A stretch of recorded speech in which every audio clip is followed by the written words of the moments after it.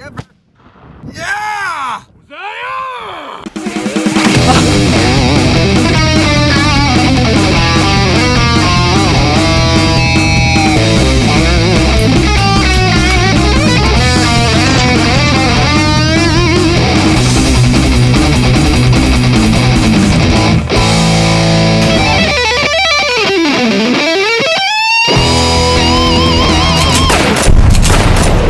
Boneyard is brought to you by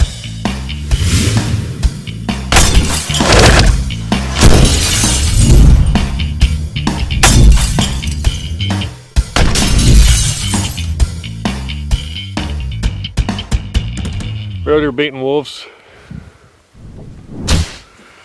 We're out here, we're going to bait some wolves. The smell is lovely right here. We just got to get the landowner to sign some paperwork, and then we're off to see where we can put this bait out.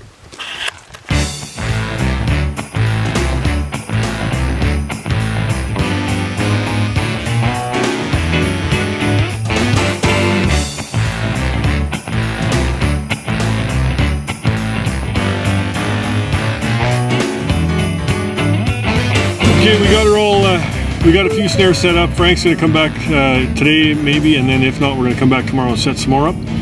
So we're hoping we get some action. It's looking good though. It's really looking good, yeah. Yeah, we're just gonna set up a few trail cameras, killing cams, bonehead cam, and see if we can get some wicked trail cam pictures of these wolves too. Oh, especially if they're coming right into the people's backyard. So. Yeah. The farmer said they're coming right up by his house, so it should be epic. Hey now people, I'm here with Frank Lloyd.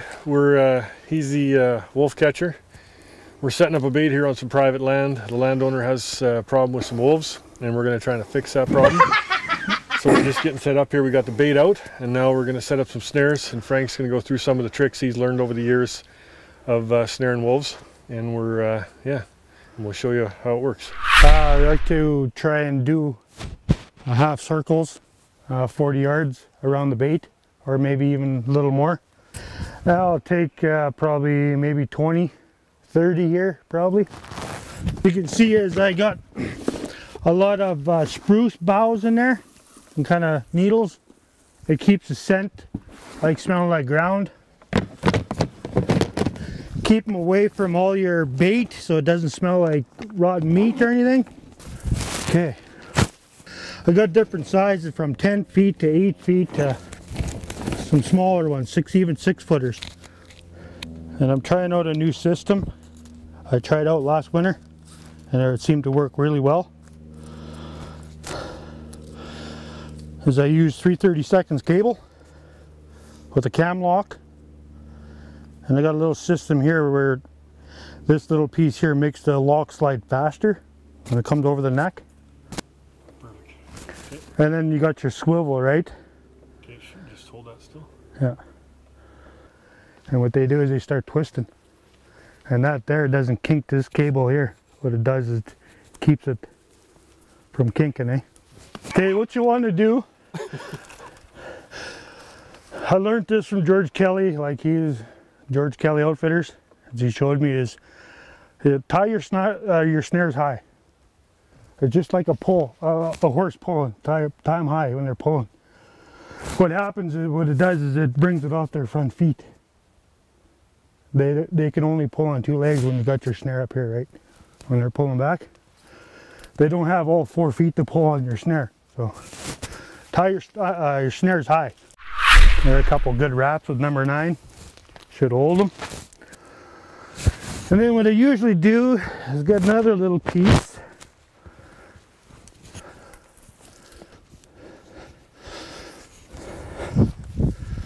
You see this little, it's called a whammy. See this here? That's where you stick your support wire in.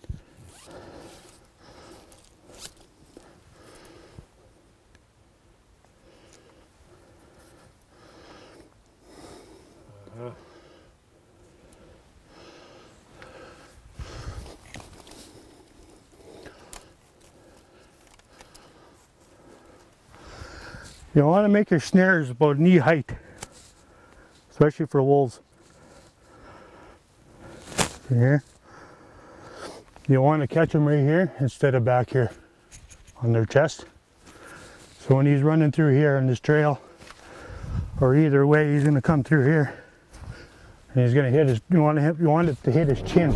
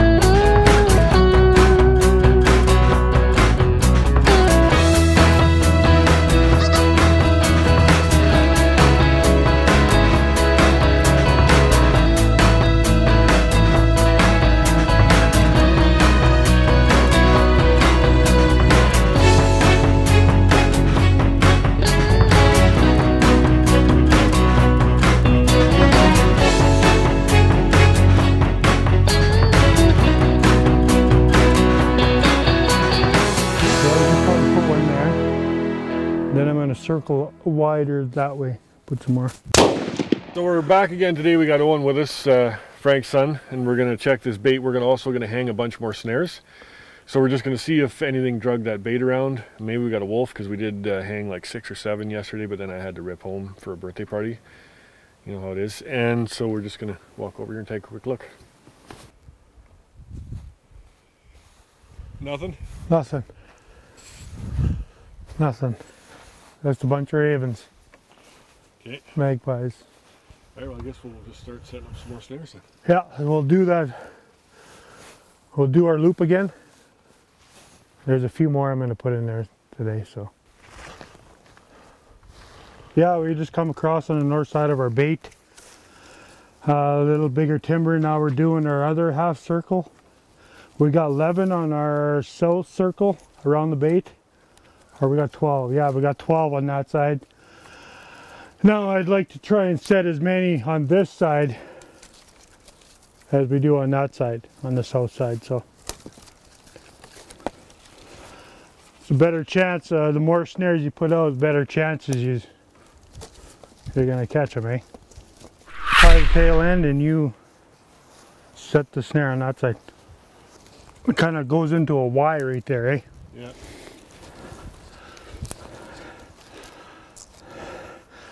And hopefully we can catch him. Wrap himself up in here. Choke out fast, eh? Yeah. Open her up, put your wire on your whammy. This? Your whammy here, see? Oh.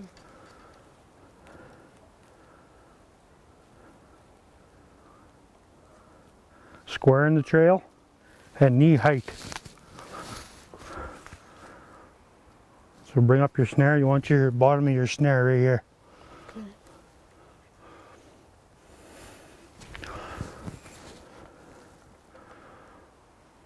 That right? Yep. Good, eh? Looks good. Is it nice and square in the trail? Just back up when you're setting. Is it nice and square?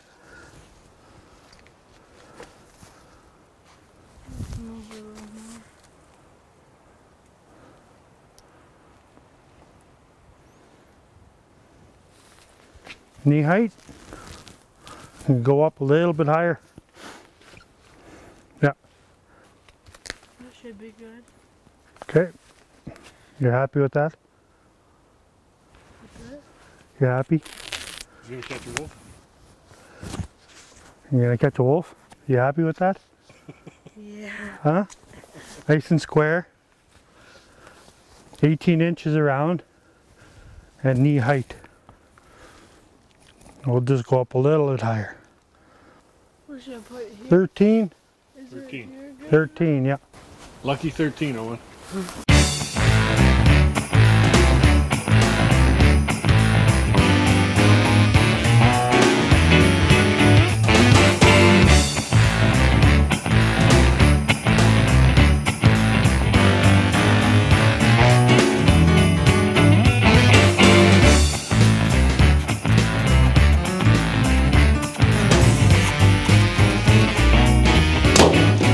We're back in here on the bait. I was in here the other day, a couple days ago, and checked. There was a fresh snow and didn't see really too much. We did get a picture there of a wolf probably a week ago. Yeah, we've had this. Yeah, about a week ago. So we're Frank. He come in here the other day and set some new snares because he's seen the wolf tracks. The other ones were blind sets, and he set some leg holds as well. So we're just going to make a loop around through on the south side here, then hop the fence and go check the ones on the north side and see if we've got a catch of the day. Hope so. This new snow, yeah, too, it makes a difference, and you can kind of see where they're coming in and find out what they're doing, eh? Yeah, yeah. There's a spot up here when we pull in where they've been peeing, and so we're gonna set a leg hole there and see if we can catch them. You know, they take a leak and boom, we got them. But anyway, we're gonna go for a tour and see if we can see what we see.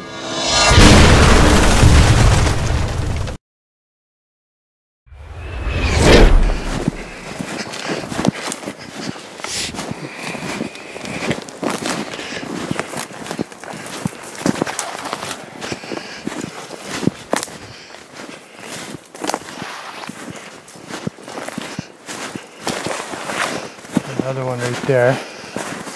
Oh yeah, there it is. You can barely see it. That's a good one. Mm-hmm. They're kind of converging here, eh? We did something here, eh? Laying down. You know what that's a sign of? What's that? They're laying down like that. Was more than likely, we probably got one of them.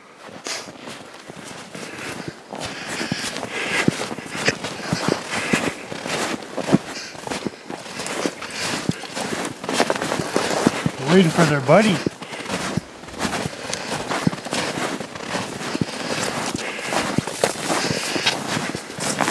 Oh yeah, all over here.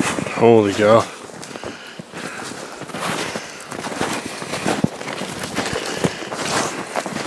They're all over here.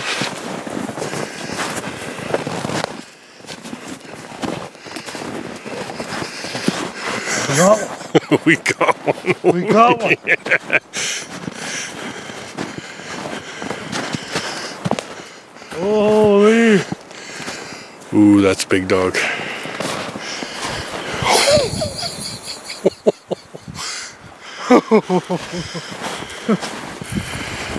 There you go. All pays off, I guess.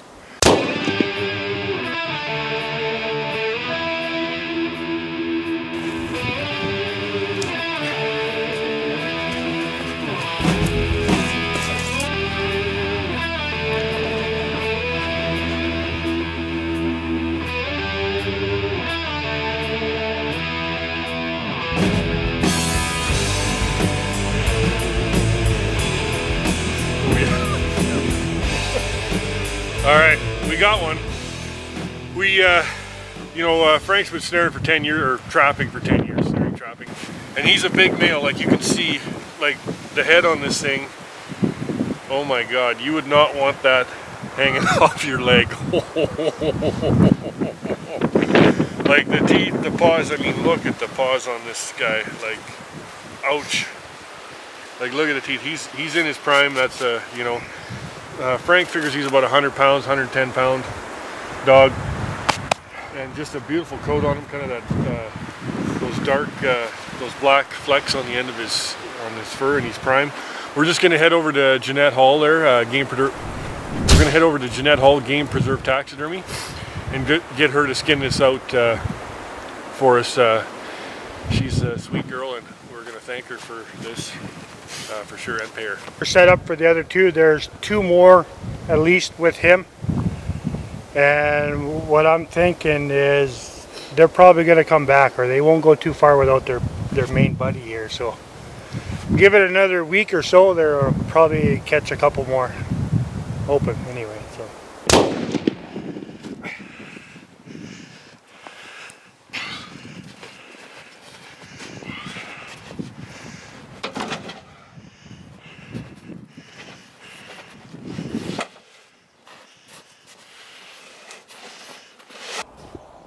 well, We caught the big bad wolf, and now we're here with Jeanette Hall, game preserver.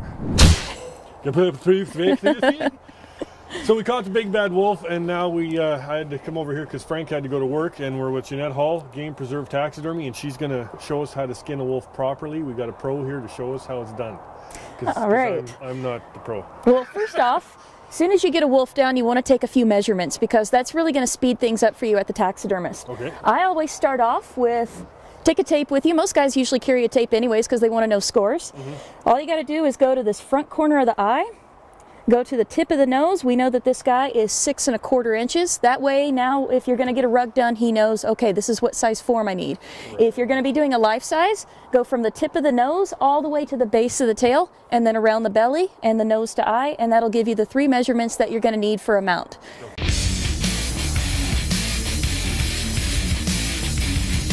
This segment is brought to you by Cam Clark Ford. Located on the west side of Gasoline Alley, Red Deer, Alberta.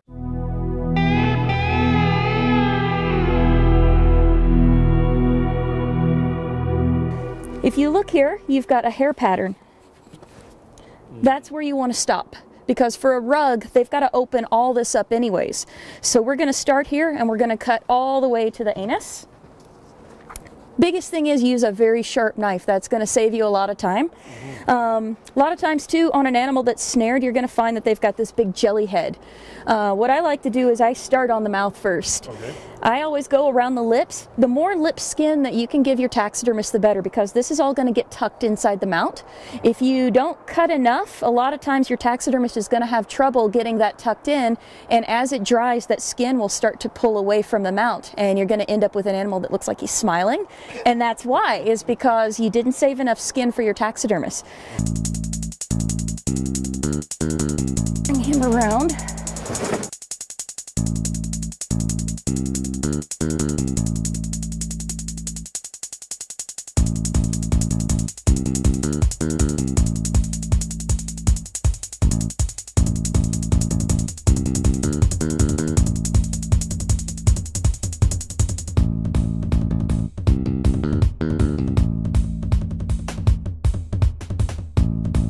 Now, when you get to the anus, I'm going to warn you, they have anal glands. They can shoot that stuff out if you put pressure on it.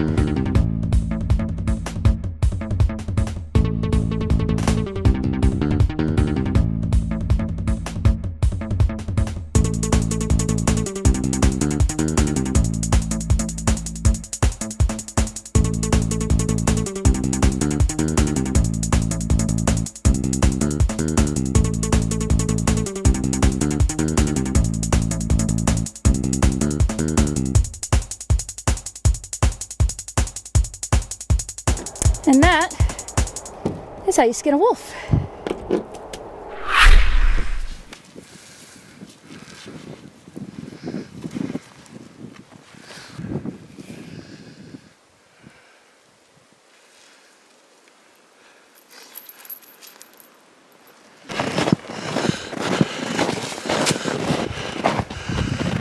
Okay, I'm gonna go in there. I'm gonna sneak in there, kind of.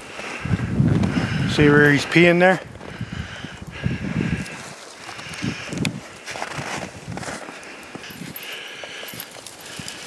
So once they pee there once, they'll pee again?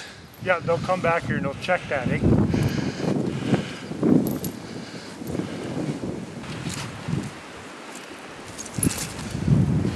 Usually you like to see where he is stepping here. What I find is put that trap right where he steps.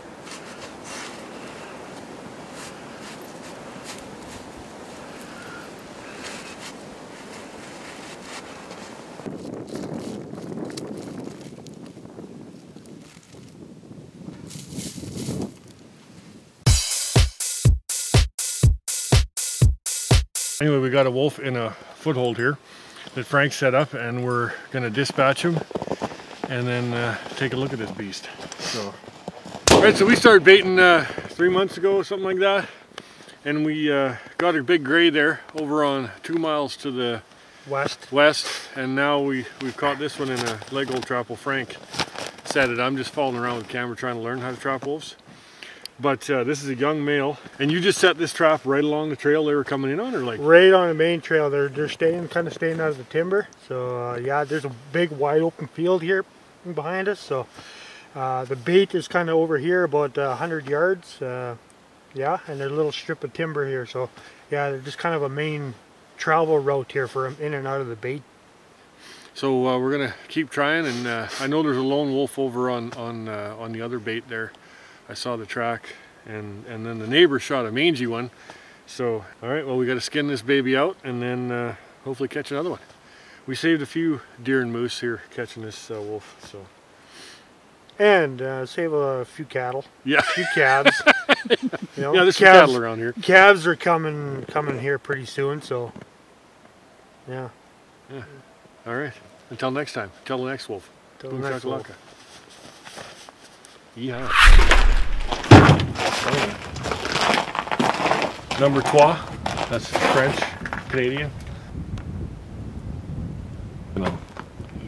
Oh, they're pretty shiny compared to that first one we caught, eh? Yeah. He was yellow. I want to thank the landowners for letting us play our game of chess with the wolves. It was a lot of work and a lot of fun. Frank caught in total 4 wolves.